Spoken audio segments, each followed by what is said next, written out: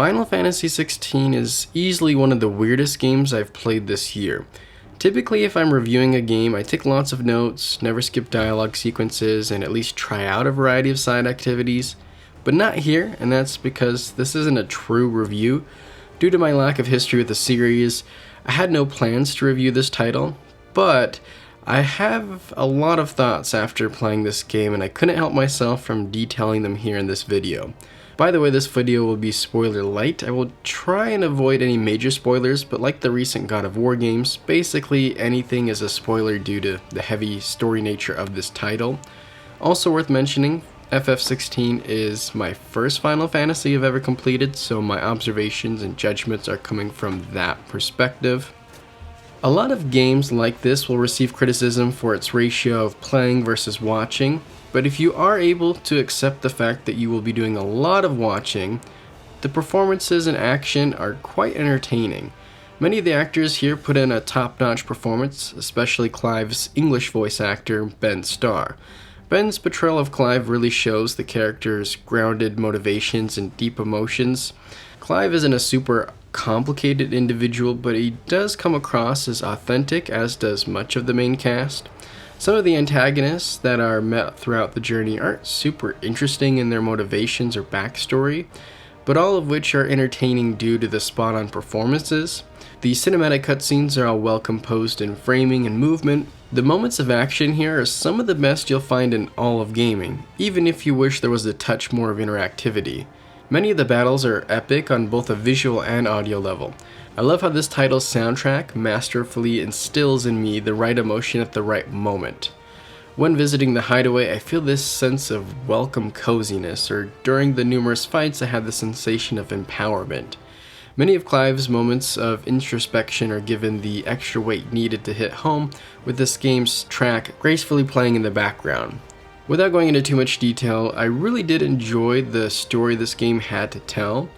The Game of Thrones inspirations seem apparent, even to someone who hasn't finished the series, but I also found a lot of parallels to Attack on Titan as well.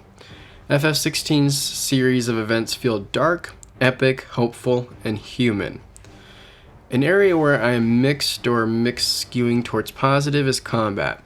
I enjoyed this game's balance of offense and defense. It feels good to have an enemy swing towards you while dodging at just the right time to set up an offensive barrage. I do wish enemies wouldn't be able to soak up as much damage while being just a tad bit tougher, at least the basic ones. A lot of the bosses have a fun mix of attacks to learn how to address, but you do towards the end of the game start to see how similar they are at their core.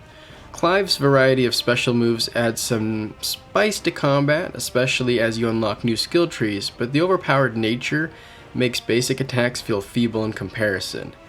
The unlockable nature of combat kept it from ever feeling stale, but I also never quite got past liking but not loving it.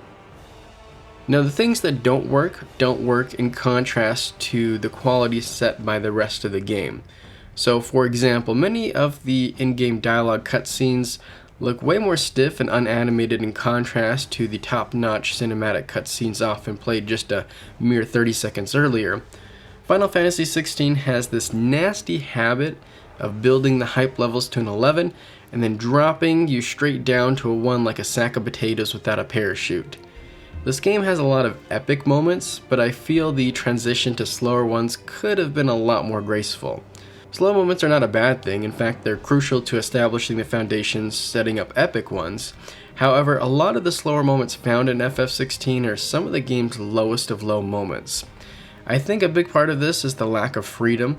There is literally almost nothing to do besides go directly to your mission destination and maybe interact with a couple of side quests. After playing through a handful of these side missions, I quickly concluded there was not much here worth experiencing outside of the Golden Path. This game is a very linear experience, so much so, it even auto-selects for you what item to give to an NPC character while making you feel like you're doing something, which just had me wondering why am I even selecting anything if the game's essentially on autopilot anyways. Final Fantasy XVI often had me debating in my head on whether or not this title was rushed or went over budget. Of course, the two claims can often overlap, but I really thought about this a lot while playing. The poor performance of the game was baffling, especially as a PS5 exclusive. That and the complete lack of quality side content had me thinking maybe the game was rushed.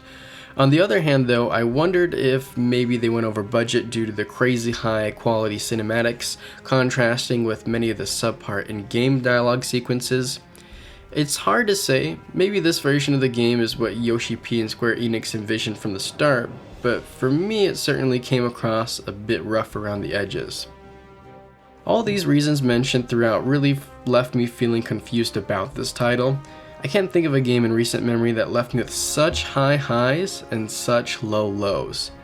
Most games maintain their awesomeness or suckiness more consistently than FF16 does. I don't know if that makes sense, but thinking of this year as a whole, a good amount of my favorite moments throughout this year so far have been from this game. I ultimately feel rather positive about my time with Final Fantasy XVI, but I also can't help but feel it could have been even better in several low-hanging fruits kind of ways. If you enjoy a very story-centric game with no real expectations of exploration or freedom, then I could definitely see you enjoying, if not loving, this title. The opposite also applies here, so if you're in the camp of anti-movie games, then maybe this ain't so much of a recommendation. This game is such an interesting one to discuss, and so I'd love to hear your thoughts in the comment section. As always, I appreciate you for watching, and until next time, see ya.